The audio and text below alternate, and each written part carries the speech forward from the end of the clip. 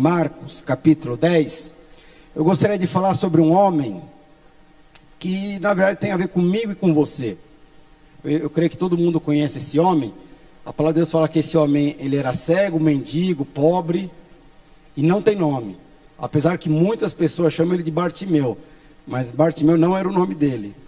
Mas eu queria compartilhar aqui um pouco sobre a história dele, que tem muito a ver comigo e com você. E depois aí no final nós vamos orar. Mas o tema da palavra qual que é? O clamor que faz as muralhas cair e o sol parar. Mas vai falar de Josué, das muralhas? Não vou falar de Jericó não. Tem a ver com Jericó também. Mas eu gostaria que você abrisse a sua Bíblia em Marcos, capítulo 10, verso 45. Pois o próprio Filho do Homem não veio para ser servido, mas para servir e dar a sua vida em resgate de muitos. E foram para Jericó, quando ele saía de Jericó, juntamente com os discípulos e numerosa multidão, Bartimeu, cego, mendigo, filho do Timeu, estava sentado à beira do caminho. Amém? Só até aqui, só que você inclinasse a sua cabeça, fala para o Senhor: Senhor, fala comigo nesta noite. Tua palavra de Deus diz que a tua palavra é viva, eficaz, ela tem poder de discernir aquilo que é, aquilo que não é, aquilo que é alma, aquilo que é espírito. Senhor, que a tua palavra nesta noite, eu gostaria que você orasse, falasse. Senhor, que nesta noite a sua palavra venha ser ministrada com graça, com ousadia. Senhor, que o Senhor possa me usar, Senhor, trazendo revelação. Senhor, que cada coisa que for compartilhada nessa noite venha caindo como revelação, como direção, como resposta de oração na vida dos meus irmãos, em nome do Senhor Jesus. Irmãos, no verso 45, eu gostaria que você colocasse, o que ele fala assim? Verso 45: pois o próprio Filho do Homem não veio para ser servido, mas para servir e dar a sua vida em resgate de muitos. Se você olhar sua Bíblia aí, esse verso 45, na verdade, é para fechar um contexto onde os dois discípulos de Jesus chegam para Jesus e falam assim: Jesus, quando o Senhor estiver lá no céu, lá com o Pai Todo-Poderoso e tal, e lembra de mim e tal, não sei o que, se o Senhor puder falar para o Senhor reservar um lugar do seu ladinho direito, outro lado do seu ladinho esquerdo e tal. E Jesus, ele falou assim: vocês não sabem o que vocês estão pedindo. Aí Jesus começa a explicar, e ele pega, porque provavelmente os discípulos ali, eles estavam querendo dizer: olha, se nós estivermos do seu lado, na posição que o Senhor tem, o Senhor é um mestre, o Senhor é o Messias, o Senhor é o filho de Davi, o que viria, com certeza as pessoas vão nos servir, porque muitas pessoas gostam de ter poder, autoridade, dinheiro, porque isso traz benefícios, poder, as pessoas vão submeter a sua autoridade por conta do dinheiro, por conta de alguma qualidade, entendimento, conhecimento. E aí Jesus, ele termina esse trecho falando o seguinte: olha, deixa eu te falar. Aí Jesus, ele mesmo se intitula com esse nome, eu sou o Filho do Homem, mas eu não vim para ser servido. Na verdade, eu vim para servir, é o que ele fala. Eu vim para servir e dar a minha vida em resgate de muitos. Então Jesus está falando do objetivo, por mais que ele tenha poder, autoridade, mas ele fala: tudo isso para mim não tem utilidade se não for para servir você. Irmãos, se você tiver revelação só desse versículo, a sua vida muda. A maneira de você falar, a maneira de você pensar, a maneira de você pedir, a maneira de você se relacionar. Porque ele está falando aqui, Jesus está falando: eu estou aqui para te servir. Mas qual que é a dificuldade? A dificuldade é que nós não queremos ser servidos. Na verdade, nós vivemos hoje numa cultura que na verdade se ensina e fala que nós devemos servir a Jesus. Mas Jesus, ele não veio para ser servido por você. Coloque isso na sua cabeça: Jesus, ele não veio para ser servido por você. Você acha que você está na condição de servir ao Senhor porque você tem muito dinheiro? Você acha que você está na condição de servir o Senhor porque você tem qualificações profissionais? Você acha que você tem condição de servir ao Senhor porque na verdade você tem um chamado diferenciado dos outros, você é um empreendedor? Você acha? E Jesus está falando assim: eu vim a servir. Então, na verdade, quando Deus ele criou o homem na estrutura, o homem ele foi criado, o homem, a mulher, a família, ela foi criada para ser servida pelo Senhor. Você foi criado para servir ao Senhor, ponto. E é interessante A única coisa que Deus ele deseja que eu e você façamos, o que é? É adorar e agradecer Ele. Porque, meu irmão, falo para você, você não tem condição de servir ao Senhor pelo muito dinheiro que você tem. E também o Senhor não vai deixar de servir a você porque você tem pouco dinheiro. Mas você também não vai servir ao Senhor porque você tem uma qualificação, ou você tem um curso profissional. Não. A única coisa que o Senhor, Deus, Ele criou o homem para servi-lo. Ponto. Deus te criou para te servir. O que nós devemos fazer, e essa é a dificuldade que muitas vezes nós temos, é de simplesmente adorá-lo e agradecê-lo. Então eu não tenho como servir ao Senhor, mas eu tenho como o quê? Como uma vez lá em Salmo 16, Davi falando. Davi ele fala, como que eu posso retribuir a um Deus que fez tantas coisas por mim? Deus já fez muitas coisas por você? Como que você vai retribuir se eu não tenho como servir Ele? Se o Senhor Jesus está falando, eu estou aqui para servir. E Ele fala, se você quiser fazer como eu faço, você vai servir os outros como eu faço. Então o modelo é Jesus. Mas lá em Salmo 16, Davi chegou uma hora e falou assim, como Deus, eu vou fazer para retribuir tamanhas bênçãos, tamanhos benefícios que o Senhor já fez para a minha vida? É interessante, abre lá em Salmos 116, é poderoso esse versículo. O que darei ao Senhor por todos os benefícios para comigo? Você acha que eu vou dar uma oferta maior? Eu vou dar um dízimo maior? Eu vou me sacrificar? Eu vou dar meu tempo para Ele? Eu vou me dispor a ser um pastor? Como que eu posso dar para um homem que tem tudo que eu tenho? Como que eu posso dar para um homem o meu tempo, sendo que ele não está limitado ao tempo? Como que eu posso dar dinheiro para um Deus que não precisa de dinheiro? Como que eu posso dar? E é interessante que Davi ele fala a resposta: tomarei do cálice da salvação e invocarei o nome do Senhor. O que Davi está falando? Existe uma forma de nós retribuirmos e nós darmos ao Senhor como gratidão daquilo que Ele tem feito e continuar fazendo. O que ele fala? Bebe do cálice da salvação, invoque o nome do Senhor. O que ele está falando? Continue bebendo, continue comendo dele, desfrute da salvação. Que aquilo que o Senhor Jesus, naquela época Jesus não tinha ido para a cruz ainda, mas aquilo que o Senhor fez na cruz do Calvário, por mim e por você, não se torne em vão para você.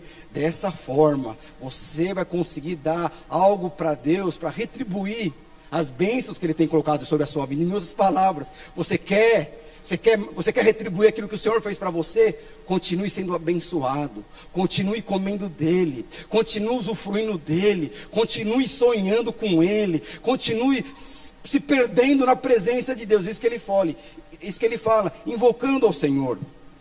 E é interessante que Jesus ele nunca disse para os seus discípulos, homens de pouco dinheiro.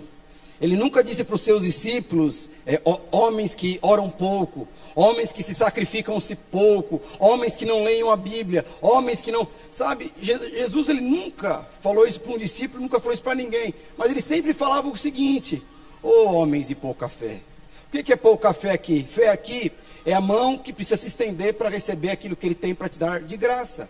É interessante, o que é isso, homens de pouca fé? O que Jesus está falando? Puxa vida, eu tenho condição de dar tanto para você, mas sua fé é tão pequena, e você está comendo tão pouco. Você está à frente de uma mesa farta de comida, que não engorda, que não faz mal, uma mesa farta de comida, para você se comer, e você quer comer tão pouco. É o que o Senhor está falando. Eu tenho tanta coisa, mas você tem uma disposição tão pequena. É o que Jesus sempre fala para os discípulos. Então você percebe que o Senhor não está falando aqui de algo que você e eu precisamos fazer. O que nós precisamos fazer simplesmente, o que é? É tomar do cálice da salvação, invocar Ele todos os dias. Dessa forma eu vou conseguir dar algo para Deus, para retribuir aquilo, pelas bênçãos e pelos benefícios que Ele tem feito na minha vida. Como? Continuar comendo dele. E aí, eu gostaria de falar agora do cego Bartimeu. Primeiro, no verso 46.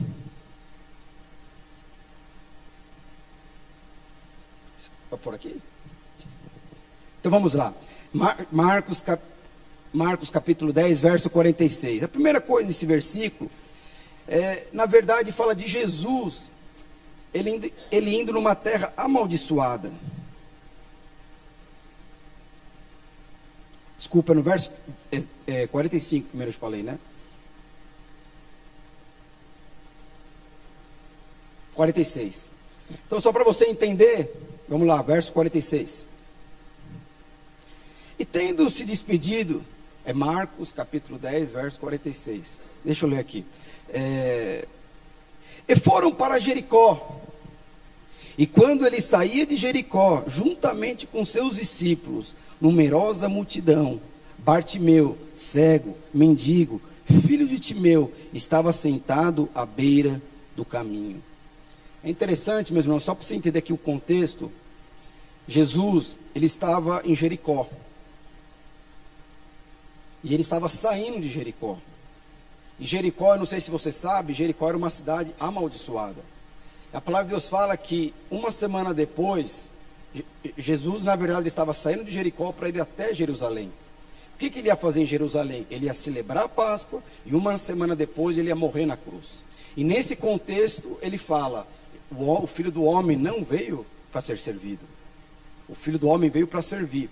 E aí ele fala que quando ele estava saindo de Jericó, uma cidade amaldiçoada, a palavra de Deus fala que uma numerosa multidão o seguia, e juntamente um cego, chamado, na verdade as pessoas chamavam ele de Bartimeu. E é interessante que que um cego que estava sentado à beira do caminho. Antes, para você entender só o contexto aqui, porque que isso fala ao seu respeito, ao meu respeito. A palavra de Deus fala que Jericó, meus irmãos, era uma cidade amaldiçoada. Quem que amaldiçoou essa cidade? Josué. A palavra de Deus fala, depois abre, se puder depois abrir aí, Josué capítulo, acho que é Josué 6, capítulo 26, se não me engano.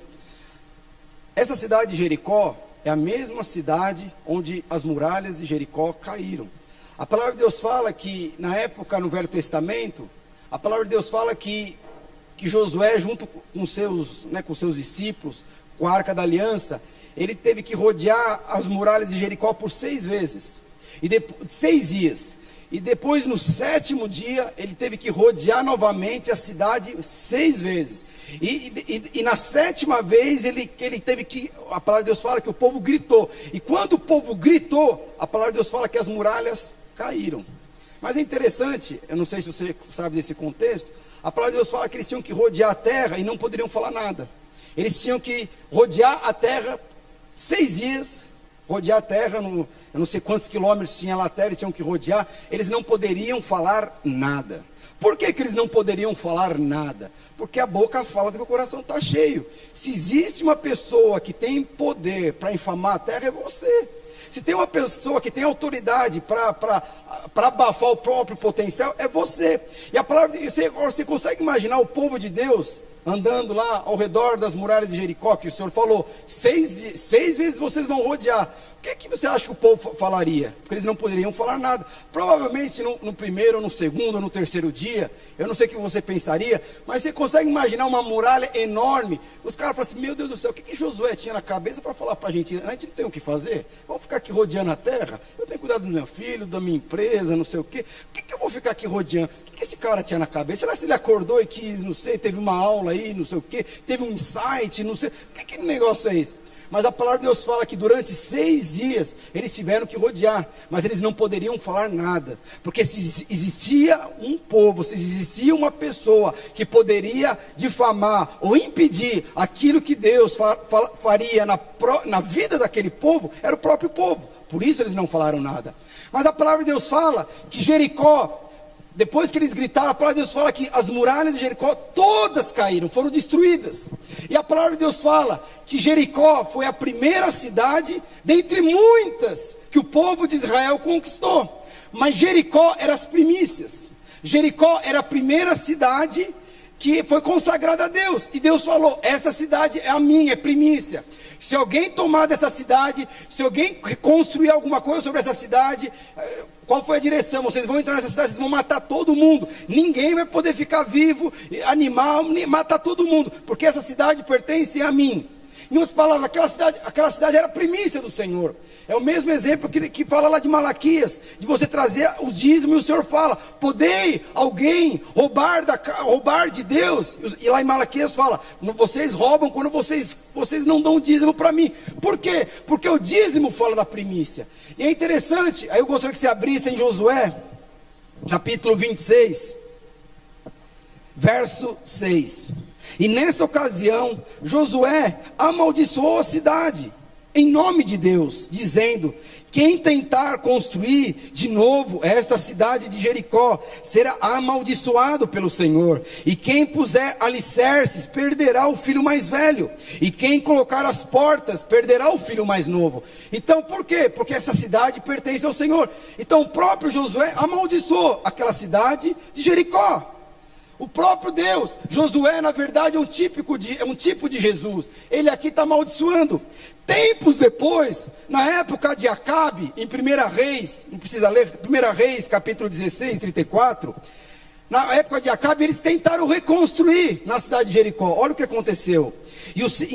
Em seus dias, Betelita edificou a Jericó. Quando lançou os fundamentos, morreu-lhe Abirão, seu primogênito. Quando lhe pôs a porta, morreu Segube, o seu último, segundo a palavra do Senhor, que fora falada por intermédio de Josué, filho de Nun. Então, na época de Acabe, eles foram reconstruir os muros. Lá em Jericó, o que aconteceu? Ele perdeu o filho mais velho e o filho mais novo. Por quê? Porque aquela terra era amaldiçoada. Então, você percebe que Jesus, antes de ir para Jerusalém, para onde que ele foi? Ele foi para essa mesma cidade, que foi amaldiçoada por Josué. E ele chegou nessa cidade amaldiçoada, e ele vai lá, salva Zaqueu, e salva quem? Um homem que chama-se Bartimeu. E aí, o que significa Bartimeu? Alguém conhece a história do cego Bartimeu? É interessante que Bartimeu na Bíblia, o Bar, ele significa filho. E Timeu significa, na verdade, Timeu aqui é o nome, é o pai do cego. Então, Bartimeu está falando, filho, o próprio versículo lá, Marcos capítulo 46, ele fala, Bartimeu, o filho de Timeu. Bar significa o quê? Filho. O que significa Timeu? Timeu significa, lá no livro de Levíticos, ele tem, no hebraico, significa impuro. Então, na verdade, Bartimeu é o filho do impuro. Mas na verdade, então você percebe que as pessoas aqui chamavam aquele cego, não pelo seu nome. Na verdade, chamavam aquele cego, na verdade, por conta do pai dele. Por conta de algo que ele tinha feito. Então, na verdade, ele era um homem impuro. A palavra de Deus não fala o que o pai dele fazia. Mas as pessoas falavam dele em relação ao pai dele. Não sei se o pai era viciado, drogado, era traficante, prostituto, não sei. Mas a palavra de Deus fala que na verdade aquele cego no original se chamava impuro. Então você percebe que o filho do homem que veio para servir, ele vai numa cidade amaldiçoada e ele vai e salva um homem impuro. Por que isso fala de mim e de você? Porque na verdade o único homem que tem condição de tornar uma pessoa impura para uma pessoa pura é o próprio Deus. Lá em João 17 ele fala, eu que vos santifico, eu que te faço santo. Então na verdade é nesse contexto que Jesus chega em Jericó e encontra um homem que na verdade não tinha nome. É que nem geralmente pessoas casadas, é o Fábio da Eloá, é o Felipe da Tati. Na verdade os homens só são mencionados porque a mulher tem importância. É o Norte da Solange, sabe essas coisas? Mas por quê? Porque ele era impuro. Então na verdade, e aí na verdade é esse contexto que Jesus ele vai lá em Jericó para salvar um homem que era impuro.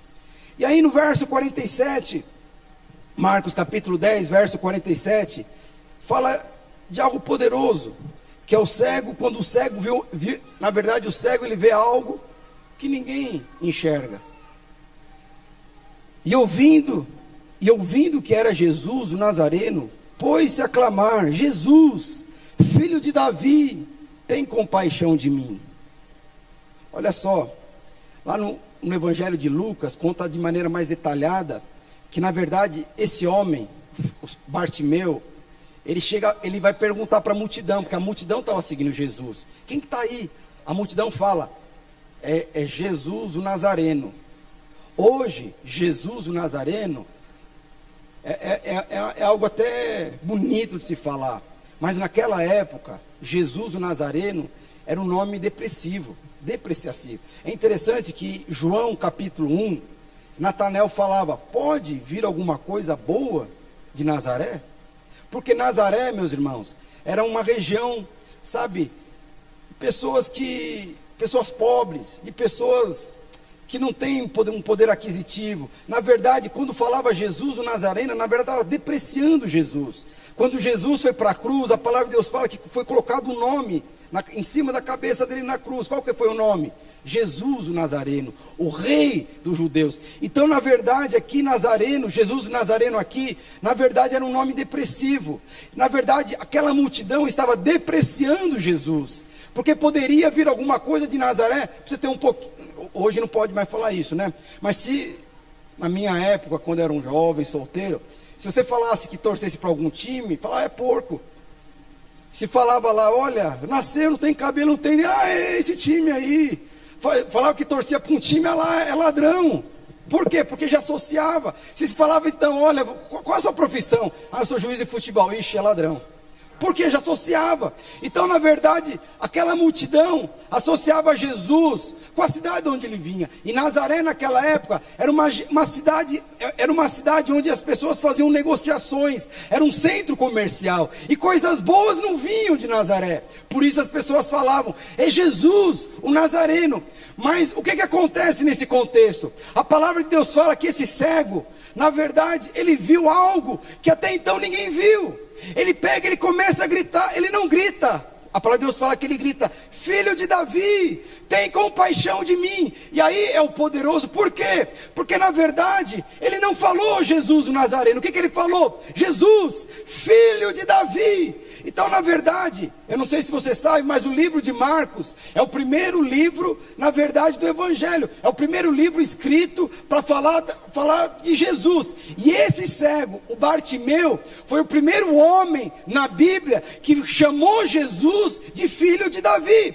Foi a primeira vez na Bíblia onde Jesus é mencionado como filho de Davi. É por um cego, esse cego Bartimeu. E é interessante, lembra que eu falei para você, Jesus estava em Jericó indo para onde? Para Jerusalém. E é interessante que quando Jesus chega em Jerusalém, o que o povo chama ele? Nós não temos tempo de ler, mas quando Jesus chega em Jerusalém, montando num jumentinho, o que as pessoas falam dele? Hosana, Hosana nas alturas, filho de Davi, o rei está chegando. Por quê? Porque de alguma forma, esse cego introduziu o nome filho de Davi na história. Então, na verdade, esse homem que era cego, na verdade ele enxergou algo que ninguém enxergava. Por quê? As pessoas menosprezavam Jesus, as pessoas não valorizavam quem era Jesus. Aí chega um cego e simplesmente começa a falar, porque valorizava ele, sabia de onde ele vinha. E na verdade isso mudou a história. Isso mudou a história. Eu gostaria que você fosse para o verso 48. E é interessante que quando você entende que a pessoa que você está seguindo é um rei, é diferente. Quando você entende que a pessoa que está dando aula para você é um mestre. Eu não sei se alguém aqui já foi cortar cabelo, escola de cabeleireiro. Existe isso, eu já fui já. Mas uma coisa, eu pagava R$2. Eu lembro uma vez que eu fui levar meu tio. Ele queria casar com a minha tia. Ele tinha dinheiro, eu não tinha dinheiro. Ele queria fazer algo para me agradar. Eu falei assim, eu vou cortar um cabelo aonde? Na escola de cabeleireiro. Irmãos, eu andava 15 minutos. Aliás, 15 minutos. Era entre 20 a 30 minutos andando, porque na época não tinha bilhete único, andando para cortar na escola de cabeleireiro, que era R$2. E chega lá, passa a maquininha 2. E esse rapaz foi comigo, que ele queria casar com a minha tia. E ele foi lá e pagou R$2. O cara tinha, na verdade, ele tinha o carro do ano e tal, mas ele foi a pé comigo. Isso que queria casar com, ele queria agradar o sobrinho. E ele chegou lá na escola de cabeleireiro, e não esqueceram de colocar aquele avental, e cheio de cabelo ali. Sabe, quando você serve uma pessoa que você sabe que tem habilidade, é diferente. Quando você está pedindo algo para uma pessoa que você sabe que ele tem condição de atender o seu pedido, é diferente. Por isso que antes dessa história Jesus falou, o Filho do Homem não veio para ser servido, o Filho do Homem veio para servir. Aí é interessante, por isso que esse homem, ele não enxergava Jesus como um homem que veio de uma cidade menosprezada, depreciada. Ele enxergava, na verdade, Jesus como Messias. Ele enxergava Jesus como, na verdade, o filho de Davi. E o filho de Davi era remetido ao quê? A rei, porque Davi era o rei. Davi era o rei, ele tinha um filho que também foi rei. Então, na verdade, o filho de Davi ia trazer o reinado. Ele introduziu o rei sobre Jerusalém. E aí vem o verso 48. E muitos os repreendiam para que se calasse, mas ele cada vez gritava mais: Filho de Davi, tem misericórdia de mim. É interessante, né, meus irmãos? A palavra de Deus fala que a multidão o repreendia. A mesma multidão que recebeu Jesus em Jerusalém falando: Hosana, Hosana nas alturas, o Filho de Deus. É a mesma multidão que gritava também: crucifica-o, crucifica-o. Por isso que nós precisamos entender quem que você vai ouvir. Você vai ouvir a multidão ou você vai ouvir o filho de Davi? E é interessante que o que acontece aqui? A palavra de Deus fala que quanto mais a multidão falava assim: fica quieto, não chama. Porque quando você sabe a pessoa que você está servindo, você quer chamar a atenção dele. Eu preciso da ajuda dele. E é interessante que ele falava, quanto mais a multidão falava fica quieto, mais ele gritava: Filho de Davi. E é interessante que ele falava, ele gritava. Eu gostaria de fazer aqui uma associação, um paralelo sobre a história de Josué, porque a minha palavra tem a ver com isso. Porque o grito aqui, na verdade, não é um grito de falar: traz um café aí para mim, Diego, aí. Não, o grito aqui, na verdade, tinha a ver com clamor, tinha a ver com desespero, tinha a ver com algo que ele via: não tenho saída, se não for ele não tem ninguém, se não for ele me ajudar eu estou perdido, eu não tenho condição nenhuma. E a palavra de Deus fala que foi a mesma coisa que aconteceu com Josué. A palavra de Deus fala que Josué estava lá, rodeando as muralhas de Jericó, 6 dias ele teve que rodear, e no 7º dia, ele rodeou 6 vezes novamente, mas a palavra de Deus fala, que na 7ª vez ele gritou, e quando ele gritou, o que aconteceu? Coloca o verso 49, só a segunda palavra, as 2 primeiras palavras: parou Jesus. A palavra de Deus fala que quando Josué gritou, as muralhas caíram. E é interessante que a palavra de Deus fala, depois eles conquistaram outras cidades, mas teve uma cidade que Josué ele estava lutando para conquistar, que era uma cidade que ficava em Gibeal, se eu não me engano. Ele estava lutando com os amorreus. E a palavra de Deus fala que o povo de Deus, eles estavam ganhando a guerra.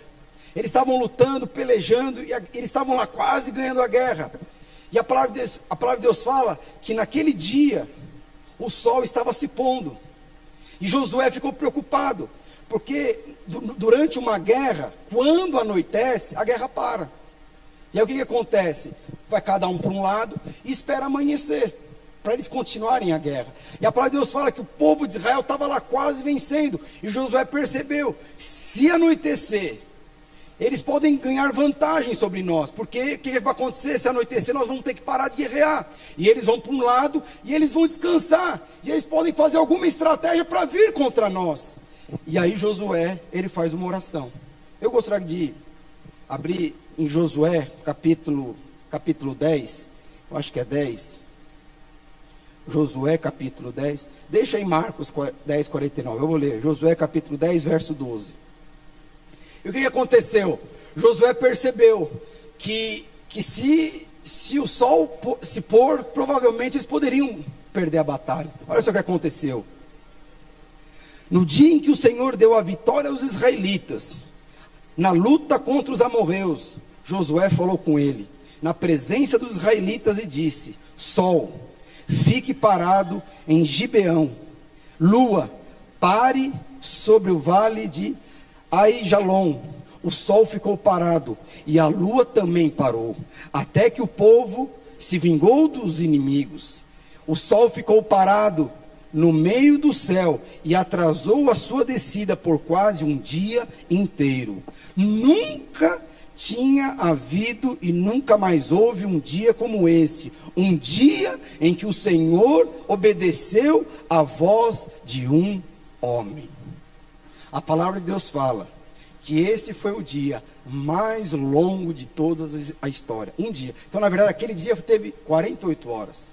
Por quê? Porque um homem falou: sol, pare. Mas o Velho Testamento, meus irmãos, ele fala do aspecto natural. No Novo Testamento, geralmente fala do aspecto espiritual, fala de Jesus. Em João, a palavra de Deus fala que o Senhor Jesus, o que ele é? O sol da justiça. A palavra de Deus fala que dessa vez, esse homem gritou: filho de Davi, filho de Davi. E o sol da justiça, o que a palavra de Deus fala? Parou. Parou. Não foi para um rei.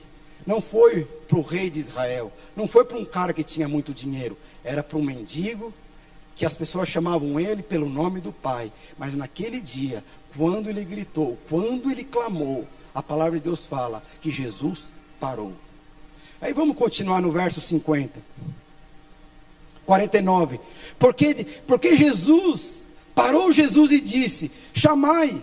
Chamaram então o cego, dizendo-lhe: tem de bom ânimo, levanta-te, e ele te chama.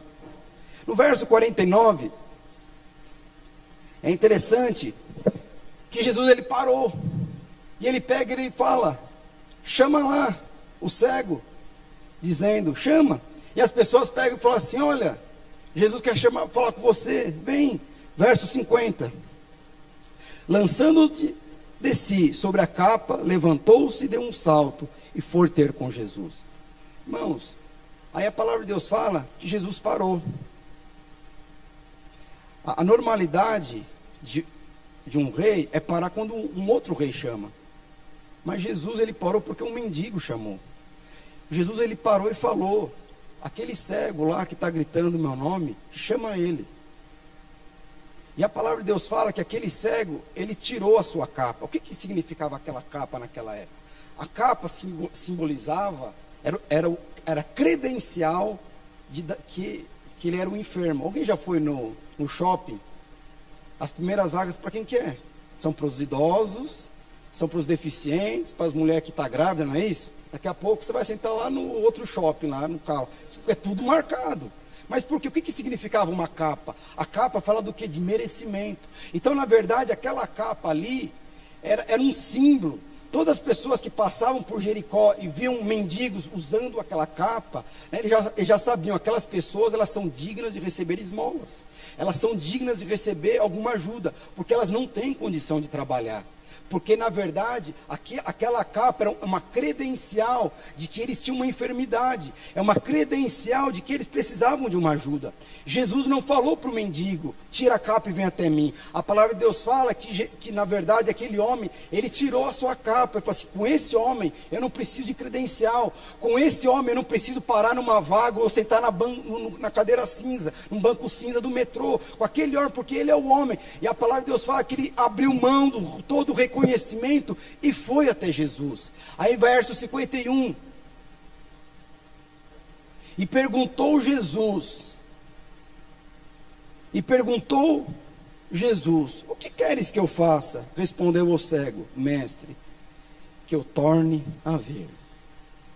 Será que o pessoal do louvor subisse? Aí no verso 51, lembra que eu falei para você que Jesus, ele antes de essa história acontecer, deixou muito claro para os discípulos: eu não vim aqui para ser servido, eu vim aqui para servir. E é interessante que ele chega e pergunta para esse homem, para esse cego: o que você quer que eu faça? O que era a normalidade de qualquer rei fazer? Você tem ficha criminal? Seu nome está no Serasa? Está lançando aí um negócio aí para limpar o nome, você está lá para tirar seu nome da... E seu pai está devendo alguma coisa? Tem briga familiar ali? Tem, não tem? Tem filho em outro... Ele não perguntou nada disso. Ele olhou para aquele homem e falou: o que você quer que eu faça? E é interessante que foi a resposta daquele homem que também me impressiona. Porque aquele homem, ele olha para... Na verdade, ele olha para Jesus, não. Ele era cego ainda. Mas quando ele ouve a voz de Jesus, ele fala: mestre, mestre, rabino. Na verdade, mestre, meus irmãos, quando você falava, você chegasse a uma pessoa e chamasse essa pessoa de mestre, era um sinal de reverência, era um sinal de respeito. Porque na verdade o mestre naquela época era o maior nível de autoridade para os judeus. Era uma pessoa que tinha autoridade, pessoa que tinha conhecimento. E aquele cego, ele antes de pedir alguma coisa, ele fala assim: mestre, em outras palavras, eu te honro, a sua presença para mim já basta, eu valorizo a tua presença.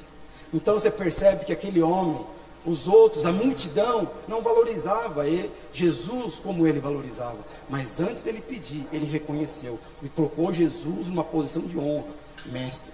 E aí a palavra de Deus fala: eu quero ver. É interessante que é para nós orarmos.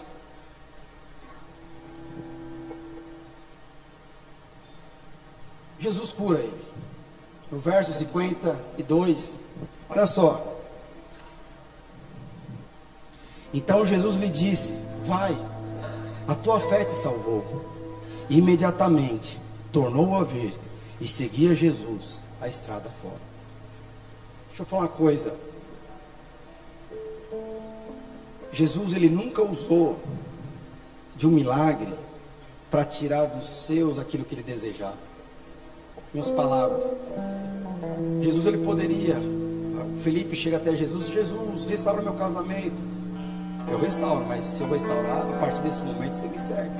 Jesus nunca fez isso. A palavra de Deus fala que Jesus, quando ele teve lá uma experiência com um gadareno endemoniado. A palavra de Deus fala que Jesus tirou todos os seus demônios. Depois o que ele falou para o gadareno? Vai seguir a sua vida, vai lá para a sua família.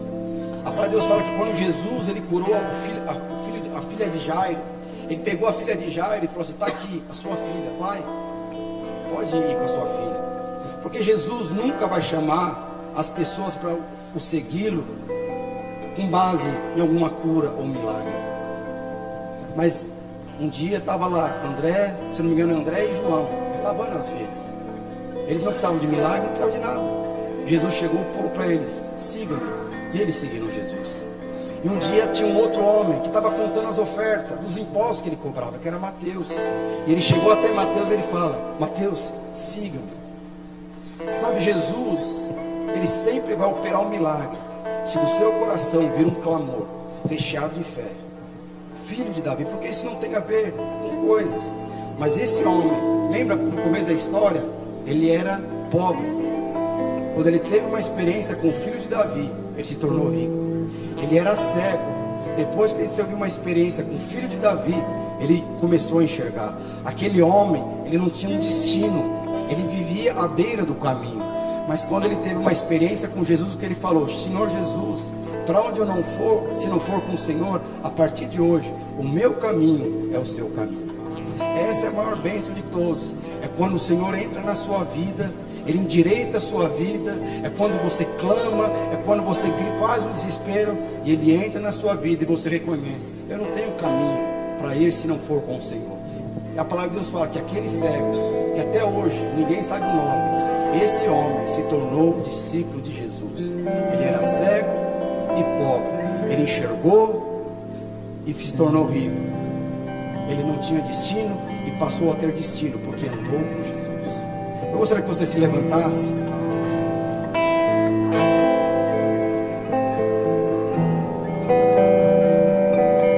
Eu não vou falar se você quer seguir Jesus, que isso é uma decisão pessoal. Mas se você está aqui é porque você quer seguir Jesus. Mas deixa eu te falar uma coisa. Lá em Salmos 51, verso 17, se não me engano, a palavra de Deus fala que existe um sacrifício que é agradável a Deus. Qual é o sacrifício? É um espírito quebrantado e um coração contrito. A palavra de Deus fala que esse espírito e esse coração Deus não menospreza. E eu quero orar para você que fez um milagre. Porque Jesus, ele entrou numa cidade amaldiçoada para encontrar um homem impuro. Jesus sabia, existia um homem que precisava de um milagre. Por que Jesus, ele entrou numa cidade amaldiçoada e operou um milagre? Porque Jesus está aqui para nos servir. Jesus está aqui para operar um milagre na sua vida. Jesus, ele morreu para que o milagre aconteça na sua vida. Jesus, ele morreu para aquilo que é impossível se torne possível na sua vida. Esse é o Jesus que nós servimos. Esse é o filho de Davi. Mas nós vamos louvar o Senhor. Qual vai ser o apelo hoje? Se você quiser vir à frente, ajoelhar e chorar, tenha liberdade. Eu não vou falar para você gritar, porque eu creio que certas coisas têm que ser impulsionado pelo Espírito. Josué sabia que ele ia gritar na muralha de Jericó só no 7º dia. Ele não sabia que ia gritar. Jesus, quando entrou na cidade de Jericó, quando ele estava saindo de Jericó, o mendigo não sabia que ele ia gritar. Na verdade, ele foi impelido pelo Espírito, pela uma circunstância. E aquele grito, na verdade, era um clamor. E quando ele clamou, a palavra de Deus fala que o sol da justiça parou. E as muralhas das limitações naturais, pobreza, miséria, doença, caíram instantaneamente. E aquele homem passou a seguir a Jesus. Nós vamos louvar o Senhor. E você vai ter liberdade. Hoje o Senhor está aqui passando. Se você quiser vir à frente, você vem, ajoelhe. Se você quiser chorar, você chore. Se no meio do louvor o Senhor te impelir a gritar, grite. Mas hoje o Senhor está aqui. Não fique indiferente. Assim como aquele homem que aponta para mim e para você, que da sua boca sai um clamor. E quando o clamor sai, independente se você vai seguir ele ou não, o princípio é: quando nós clamamos, o sol da justiça para, e as muralhas das limitações naturais, ela cai, e automaticamente a sua vida é mudada instantaneamente. Quando nós clamamos.